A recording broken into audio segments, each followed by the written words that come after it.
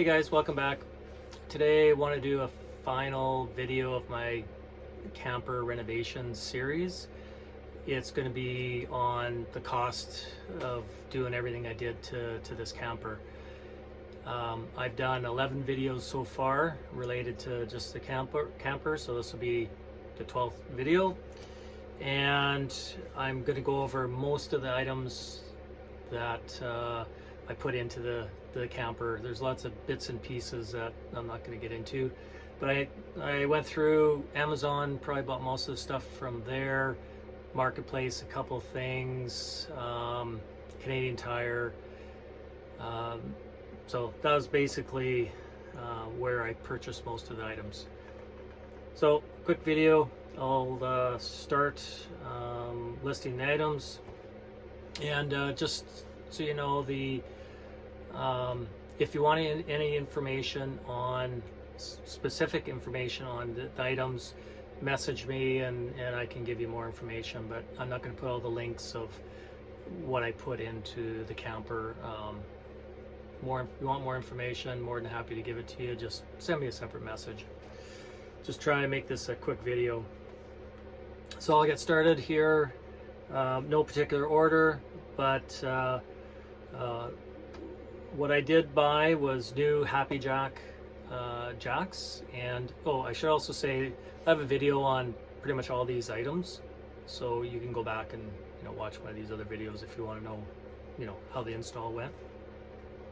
The Happy Jack camper jacks, 4220 is the model number. I paid $1,400 for 4 jacks, and that was Parts for Less is where I got it from, through Amazon. And all these prices I'm giving you are before taxes. That system, I went ahead and put the motors on there, powered them, wireless system. So that's nice. The older systems, had a kind of a cable to them. That was $1,900. About a step support, so I can just flip it out and without putting my jacks down, just to give a little bit more support on the step in the back of the truck. That solar system breakers, there's three different ones I needed, $70. What's the other one? Batteries, I bought 200 amp hour lithium batteries, $400 each, so that was $800. Cable extensions for the solar system, $36. The Renergy 200 amp, that was $280. I wanted to put a Go Power panel in, but they're twice the price. I went with a Go Power charge controller and the remote display, $351. Liquid seal, went around the top and just resealed roof penetrations. That was $36. No, $20 for the liquid seal. The net you can kind of see in the corner up here. That was $16. USB connection for near the bed. Wired that into the batteries. $14. Hitch carrier, sort of for the camper. Not really going to go through the things on the truck specifically, but the aluminum carrier for the back. That was $178. The side access door, I cut into the fiberglass, put that in. That was one of the best things I did. So much more storage. It opened up kind of underneath the shower. There's a lot of room under there. That was $100.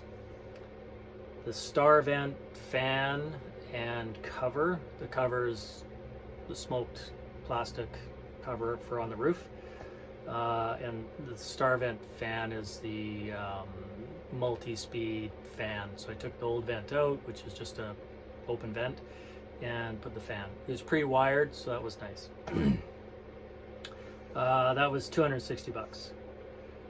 Oh, I should also say these are all Canadian dollars.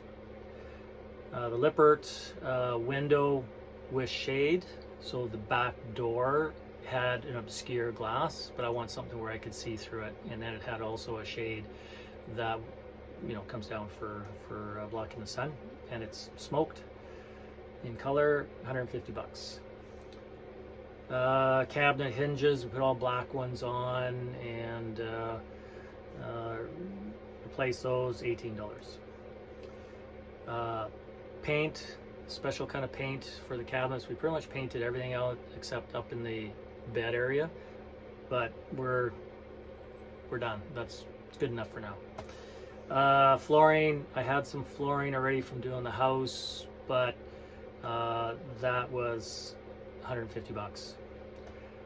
Mattress, bought a new mattress for a camper, which is special size, a little bit smaller than a queen, and this one's thicker, so I had to cut one of the cabinet doors up there to clear the mattress. It's really nice. It's got it from Sleep Country, $1,125. They took the old one away too, which was nice. And they put this one in, which, yeah, you need 2 people to put it in. It's you can drag the old one out kind of by yourself, but getting the new one in, it's really 2 people. Cushions. This was a big one. You can see the stripe pattern we went to here. That was expensive.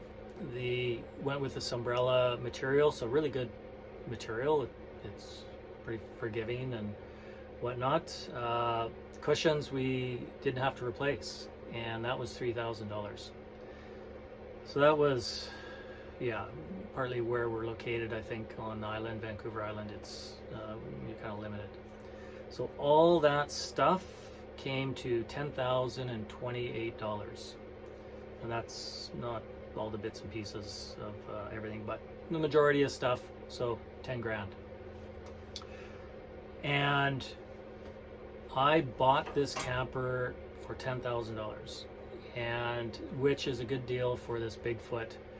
Maybe I should have said that first. It's a 2008 Bigfoot 15C 9.5, made for a short box truck, and really good camper. Happy with it. And the reason I got it was because it went up in marketplace and it was sold immediately. Guy came out and looked at it and said, I don't want it. And the reason was because the floor was all rotted. So I took a chance, and originally he wanted 14 grand for it, so I got it for 10 grand.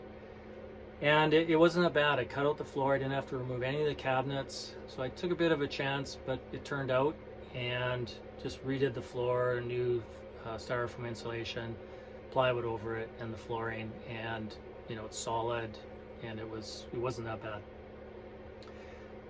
So that takes us to just over 20,000, and if you added our BC tax, 12%, not everything had PST and GST, general sales tax and provincial sales tax, but I just did 12% to give you an idea. So that was $2,400. So all total I have into this camper is $22,400. And looking at what these campers are going for now, in this kind of shape, anywhere between 20,000 and 25,000 is, I think, reasonable that I could get it if I wanted to sell it today, which I don't. It's I know the camper now. I like doing this kind of stuff, so it's really a kind of a hobby for me as well. Oh, I bought new blinds for it as well. That wasn't on there, so that's kind of stuff. Oh yeah, I bought this. Oh yeah, I bought that.